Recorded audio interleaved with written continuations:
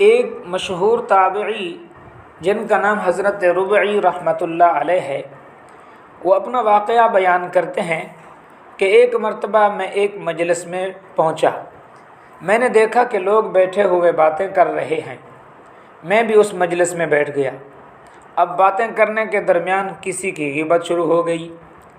مجھے یہ بات بری لگی کہ ہم یہاں مجلس میں بیٹھ کر کسی کی غیبت کریں، چنانچہ میں اس مجلس سے اٹھ کر چلا گیا۔ اس لیے کہ اگر کسی مجلس میں غیبت ہو رہی ہو تو آدمی کو چاہیے کہ اس کو روکے، اور اگر روکنے کی طاقت نہ ہو تو کم از کم اس گفتگو میں شریک نہ ہو بلکہ اٹھ کر چلا جائے۔ چنانچہ میں اٹھ کر چلا گیا۔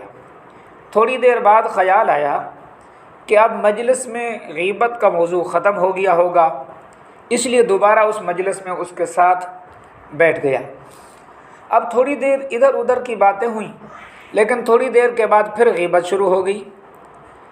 اب میری ہمت کمزور پڑ گئی اور میں مجلس سے اٹھ نہ سکا، اور جو غیبت وہ لوگ کرتے رہے میں اسے سنتا رہا۔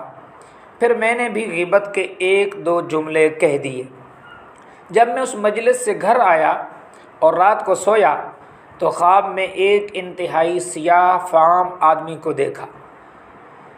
ایک بڑے تشت میں میرے پاس گوشت لے کر آیا۔ جب میں نے غور سے دیکھا تو معلوم ہوا کہ وہ خنزیر کا گوشت ہے، اور سیاہ فام آدمی مجھ سے کہہ رہا ہے کہ یہ گوشت کھاؤ۔ میں نے کہا میں مسلمان ہوں، خنزیر کا گوشت کیسے کھاؤں؟ اس نے کہا یہ تمہیں کھانا پڑے گا۔ پھر زبردستی اس گوشت کے ٹکڑے میرے منہ میں وہ ٹھونسنے لگا۔ اب میں منع کرتا جاؤں اور وہ ٹھونستا جا رہا ہے، یہاں تک کہ مجھے متلی اور قے آنے لگی، مگر وہ ٹھونستا رہا۔ پھر اسی شدید اذیت کی حالت میں میری آنکھ کھل گئی۔ جب بیدار ہونے کے بعد میں نے کھانے کے وقت کھانا کھایا تو خواب میں جو خنزیر کے گوشت کا جو خواب دیکھا، جو بدبودار ذائقہ تھا، مجھے اپنے کھانے میں وہ محسوس ہونے لگا، اور 30 دن تک میرا یہی حال رہا کہ جب بھی کھانا کھاتا تو کھانے میں اس خنزیر کے گوشت کا بدترین ذائقہ میرے کھانے میں شامل ہو جاتا۔ اس واقعہ سے اللہ تعالیٰ نے مجھے متنبہ فرمایا۔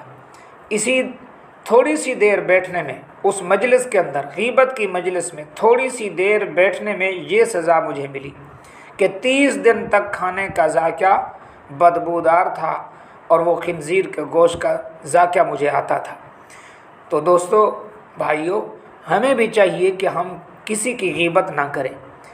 وہ غیبت کہ جس کے متعلق نبی علیہ السلام نے ارشاد فرمایا الغیبۃ اشد من الزنا، اس غیبت کا گناہ زنا سے بھی زیادہ سخت ہے۔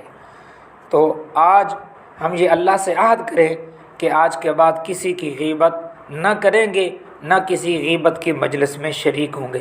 اللہ عمل کی توفیق نصیب فرمائے۔